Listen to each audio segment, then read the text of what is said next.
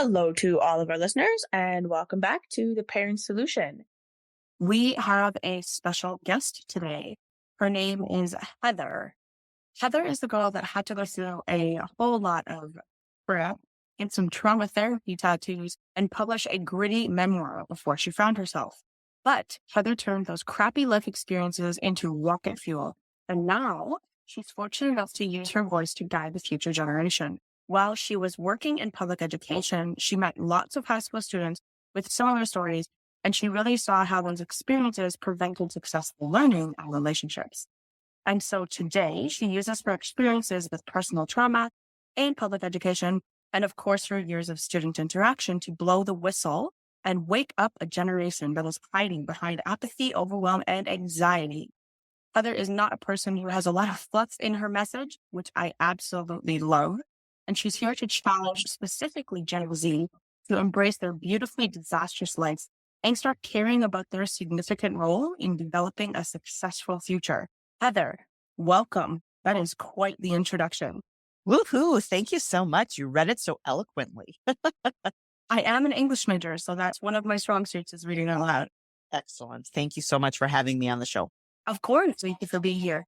So maybe talking, I know that originally we were chatting about just your experience as a parent and as an educator in public schools and how the system is really not serving our students anymore. I am really resonating with a lot of your views on that. But I also think there was a few things that we could definitely find some dissension on or find some things to challenge each other on. You want to talk about your experience as a parent, perhaps? Sure, absolutely. So as a parent, I actually have two different generations of children. I have two daughters that definitely would be that Gen Z generation, 21 and 20. And then I had another child later, and she's only 9. So I actually don't even know what the name is for that later generation, but it definitely feels like my older daughters are the COVID kids and they graduated through that. Now they're off on their own. And yet now I have this other child she's going into 4th grade. So I'm kind of seeing the new education window realm as we go forward that is different than from what her sisters had. Yeah, it's funny. I'm very much a person who stands against traditional education in the traditional education system. And I find that that view is met with some challenges because people say, oh, well, things haven't changed. I find a lot of, particularly public school teachers, will say that, oh, well, it's the same way that it was when I was in public school. But it's not, though. Because I remember when I was in public school, and you just said it yourself, even the difference between the experience your older girls had versus the experience that your younger child has, and they're only 6, maybe 7, 8 years apart, right? Like they're not, and it's not a huge gap there. Public education definitely has changed, and I would argue that it's not for the better, it's for the worse. As someone who has been a public educator since the late 90s, and then I took a break to raise my older daughters, and then I went back. So I went back to public education for the last dozen years. I've always, of course, just supported education. And I don't know that the word public needed to be in front of it, but I just really valued the experiences that we knew that students would encounter through the years. And this is the first year, so now I've removed myself from the public education realm. I'm in the classroom right this minute being a substitute teacher, but I've removed myself from that role. And now I'm just using the lens as a parent. And I'm really mindfully watching what my 9-year-old is going through. And let me tell you, I'm really having a pivot and a shift. And I wasn't the diehard must go to public school. It wasn't about that. It was just the value of education, learning soft skills, all the things. But at this moment in time, I just put it on my list that I'd like to change what her educational experience is if I have the opportunity in the future. I'd really like to hone in on that. What do you mean per se? I mean, honestly, and I can see you're in the classroom right now as well. I went to school to be a public school teacher. I went through proper training and more credentials and have all the paperwork, and then graduated in a tumultuous time in April 2020 and went, no, I don't think so. And there was just one red flag, right, that happened. And I was fortunate enough and privileged enough, you could say, to not have to go into the public system. But that wasn't something that I saw as, well, I don't want to be in public education because I disagreed and I thought that public school educators were horrible people. Not at all. For the most part, of course, there's always exceptions. There's always bad apples. But for the most part, public school educators they go into teaching because they love kids. They want to make a difference. They want to make a change. And I'm sure it's not any different with you, right? So Yeah. what do you mean when you say that you want different, or I hesitate to say this, but when you want better for your daughter than what the public education system is giving? What does that look like for you as a parent? I think that she was in kindergarten during COVID. When it came out that spring, she was wrapping up her kindergarten year. So, of course, kindergarten is sort of that fluffy year of just learning some social skills and what to do. And the next year, we changed schools, first grade, and I saw how traumatic the pressures of COVID and what this school's expectations were. And I kind of wrote that off that everybody was struggling. Everyone's struggling. Teachers, society, families, we're all struggling. And now she's a third grader. She just finished third grade. And I can tell you that she's not happy. I can tell you she's not happy with school. And I'm more sensitive to that now, where I understand that a lot of the things that she is not appreciating or not enjoying, they're things that I don't want her around. I think that the social emotional skill sets and the trauma that is entering our classroom, it is changing the environment because I do feel it's worsening. And so as a third grader, I was over here going, well, she's just going to have to figure out how to love school. She's going to have to love school. And it's not that she completely bucks the system to go, but I see and I hear her struggles regularly. And the icing on the cake, which I don't remember in our first time that we had a chance to chat or not. So she's in a charter school. Okay. So she's not in public. It's still public, but she's in a charter school and it's a K-8 situation. And a couple months ago, someone in the middle school brought a gun to school and it wasn't loaded. And 2 weeks later, someone brought a loaded gun to this building that I'm in right now. And I wasn't here that day. But let me tell you, as a mom, and I have goosebumps right now, understanding that the person that brought the gun to my daughter's school meant they were no older than 12. And I didn't know how old they were. I don't know why they had access. But here's what ended up happening. I want to say it was like the next day, I got a call from the administration of my elementary daughter's school saying, your daughter was on the bus. They were talking about this event. She made some older kids uncomfortable because she was talking about it. Do you think you can handle a conversation with her about this, or should we? I remember sitting here going, she is 9, and you're calling me.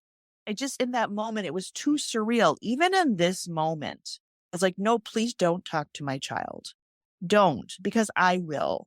And she's 9 and there was a gun in her school. And I'm happy that maybe she's not just being quiet. I'm happy that maybe she wants to talk about it. And yes, we can talk about it being healthy and when the words we choose, but at 9, do they really know what that means? And so when that happened, it just dawned on me, like, she's unhappy. Her relationships are not strong. And now we've had this, and I'm getting a call saying, can you handle talking to your child that she should know better than to talk about the gun on the bus? And all of that came at me and I went, if I could offer her better, there's enough going on now that I can't say that this is the right answer. Can't say that anymore. Whereas before, maybe it was like, oh, they need to learn these things, whatever it might be. And all of a sudden I'm like, I could do better and I could protect her from some of this until she's stronger. And so that was a really long soapbox. But those are serious situations. I could really use this whole podcast to talk about how the high school handled the fact that a loaded gun came in. And it's amazing that I'm even here today because it absolutely infuriates me. And it is a statement about why the layers are crumbling in our public education. And that, I don't even know if it's probably beyond public, but there's so much being said in the way things are being handled. It's not just the kids, it's the adults and it's society. It's the system. We need systemic change so big. You tapped into like my mama and my passion for kids. And it's like, That's totally okay. I'm glad that you said the things that you did. I know for me, that's not a concern that I've ever had to be worried about. But again, that's why I really think that homeschooling is the best option for all children, right? Now, I also recognize being realistic that not every family can do that. Not every family wants to do that. Not every family has the resources to do that, right? And there are other challenges that come along. I'm not saying that it's the be all and end all. I just think it's the best sort of solution. But that's my professional opinion, right? And my personal opinion. totally okay that you went on a little rant there. Not a problem. And that's what this is for. And thank you so much for taking the time to speak with me and taking the time to chat with me. I think, yeah, like, and I don't ever blame the kids because children, for the most part, there's always exceptions, but children, for the most part, are innocent. I mean, they know right from wrong, but they're innocent. They don't have malicious intentions. Again, exceptions. For the most part, they don't have malicious intentions. They don't have any sort of underlying motivations or ulterior motives, right? And that's not to say that the teachers in public school do necessarily. It's just to point out that you're right, the system itself is just not working anymore. And as to why that is, everybody has an opinion as to why it's not working and what went wrong and what things need to be fixed and how we might be able to fix them. But the fact remains that the system is breaking and you are not going to be able to stop it. What frustrates me, I know, and then maybe you have a bit of an opinion on this, but what frustrates me, I know, is that there are people who say that the system is fine. I mean, I haven't met very many of them. I haven't, to be honest. But there are people who say the system is fine and then it's okay. And like, it's cool. And like, school is great. Like, our kids are doing fantastic. And maybe you have a little bit of experience with this. Just because a child is, quote unquote, doing well in school, just because they're bringing home the grades or they're bringing home the happy reports or whatever. Like you said, it doesn't mean that they're happy. You said to yourself, oh, I realized my daughter wasn't happy, right? And I think that's a really powerful reason to sit up and pay attention. Are our kids happy in public school? You're exactly right. And I think when you put the pieces together and you know, so many times we don't really take and look closer at what's habitual until something rocks us. And that was for me, the stress of that situation for her as an elementary student. And then that call, which I felt was just not appropriate. Like it was just wasn't right. And so then I was like, okay, it's the cost versus the value. And we always do that in life. We do that over and over. And this was the first time when I understood that I maybe needed to look at that better. And not only that, but when you talk about systemic change in the educational system, it's so big. And I've seen firsthand and have been a part of so many missions and projects to try and improve things for the betterment of children, for the betterment of education. And it's a pendulum that swings. It's a pendulum of how we're going to grade or how we're going to teach soft skills or how we're going to do social emotional, or it's this pendulum. And so what I saw though was this passion in the people who invested their time only to fall short, flat, lack funding, one year out the other. And so like so much effort is being given because we know it's needed and then it doesn't go anywhere. And that's why I think, you know, going back to what you read in my intro, I don't feel like I can tackle anything that really has to do with public education. It's too big.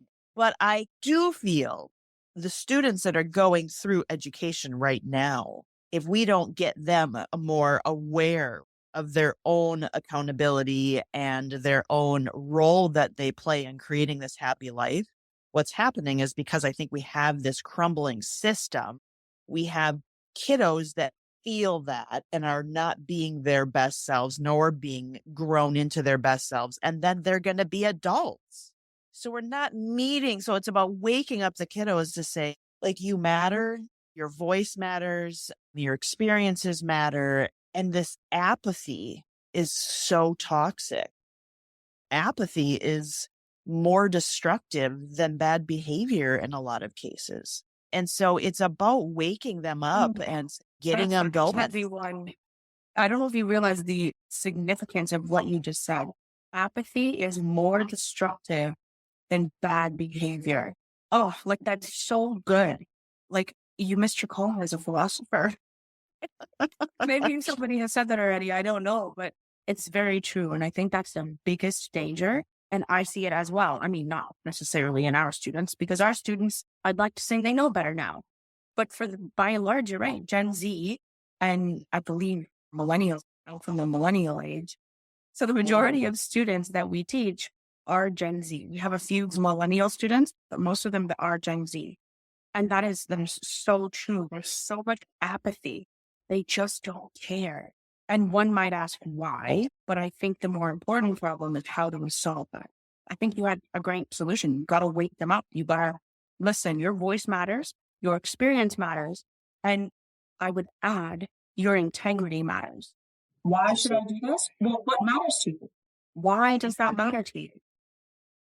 And I think the angle, personally, to go for the wake up call to me is kind of coming at it like you just did, where you almost challenge them. Because here's the thing, apathetic people don't make a lot of choices proactively. They don't set goals. They don't care.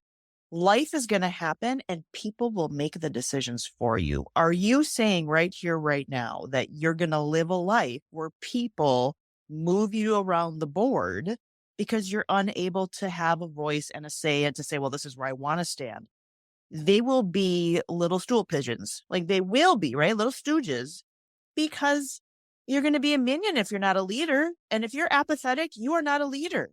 Because I think that gets to them too, because you talk to anybody that's in that adolescent, growing up, young 20s timeframe, they want their independence. They want to believe that they have value and they're protective of it. But yet paired with the apathy, we got nothing. And so I think that for me, it's almost challenging them. Do you know that the boomers and the Gen Xers call you snowflakes, right? In a non-political word. Do you care that they see you as milquetoast because you're so apathetic? And I think some of them need to understand what apathetic is. And we need to remove the fact that apathy is not mental health crisis, because a lot of people will be like, well, I'm depressed. I understand that, but that is so coined right now. Every student knows that they can say that they have anxiety or depression, which I value those ailments. I have experienced them myself. But right now it's this coined word that if I just say I have anxiety, I might get out of doing that presentation and I don't have to do anything. I don't have to engage. I can continue to be apathetic because I have this. And so again, I think we have to teach them there's a difference.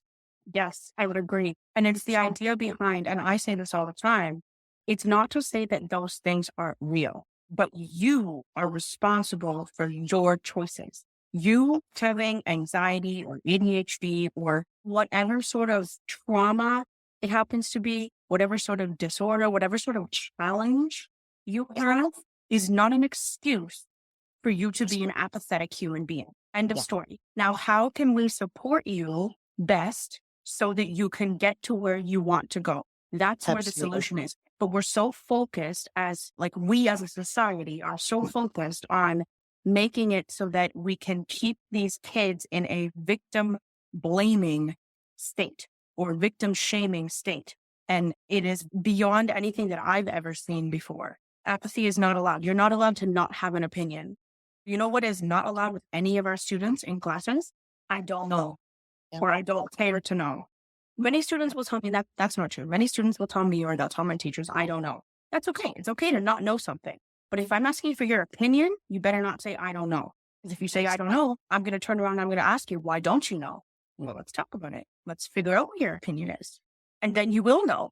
Yeah. And you know what? That's another angle of it, because I think that when we all would have the list of excuses to defend why we don't feel safe using our voice or we don't care, we could all trace it and say, well, I was abused or.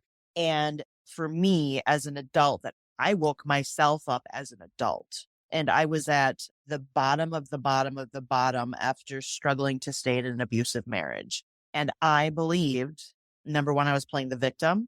I was saying, well, if they would just change.